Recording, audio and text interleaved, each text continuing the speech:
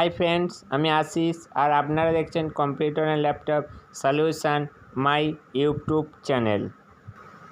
আজকেরকার subject হচ্ছে আমরা কম্পিউটারে বহু কাজ করতে করতে সিস্টেমটা খুব স্লো হয়ে যায়। তো যদি আমাদের হার্ডওয়ার্ক ঠিকঠাক থাকে তা সত্ত্বেও যদি সিস্টেম স্লো হয়ে যায়, সেই সমাধান কি করে পাওয়া যাবে তার উপরেই আজকেরকার ভিডিও টিউটোরিয়াল।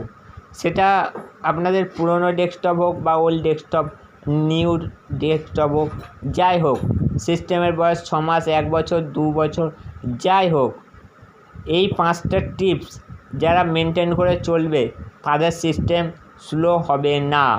কারণ আমরা অনেকেই কাজ করি, প্রত্যেকটা কাজেই কিন্তু দেখা যায় যে সিস্টেমটা স্লো চলছে। আমরা রিসাইকেল বিনকে ডিলিট করি, সিস্টেমকে রিফ্রেশ করলে বলে যে সিস্টেমটা ফাস্ট চলবে, কিন্তু আদৌ তা নয়। কিছু ডাটা জমা থাকে, সেই ডাটাগুলোকে ক্লিয়ার করতে হয়। অনেকে কী করে, স্লো চলে বলে সিস্টেমটাকে ফরম্যাট করে ফের আবার নতুন করে অপারেটিং সিস্টেম লোড করলে বেশ কিছুদিন ফাস্ট চলে, তারপরে ফের সেই স্লো হয়ে যায়। তো আজকেরকার টিউটোরিয়ালটা আমি ফরম্যাট না করে সিস্টেমটা সবসময়ের জন্য ফাস্ট করে রাখবো। আমি আজকের যে 5টা টিপস বলবো, এই টিপসগুলো যারা প্রত্যেক দিন একবার করে সিস্টেমের ওপর অ্যাপ্লাই করতে পারবে তাদের সিস্টেম পুরো রকেটের মতো চলবে, এটা 100% গ্যারান্টি।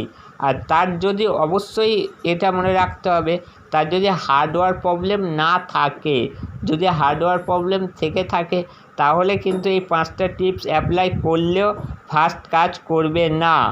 তাই আগে লক্ষ্য করবে যে আপনার সিস্টেমে হার্ডওয়্যার প্রবলেম আছে কি না। যদি না থাকে, যদি দেখো যে সিস্টেম ঠিক আছে তা সত্ত্বেও সিস্টেম স্লো কাজ করছে, তাহলে এই 5টা টিপস অ্যাপ্লাই করলে সিস্টেম অনেক ফাস্ট হয়ে যাবে।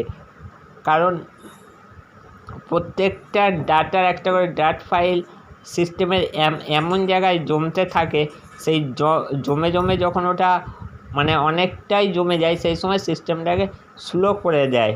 তো সেই স্লোটা যাতে না হয়, আজকেরকার ভিডিও টিউটোরিয়ালটা তার ওপর।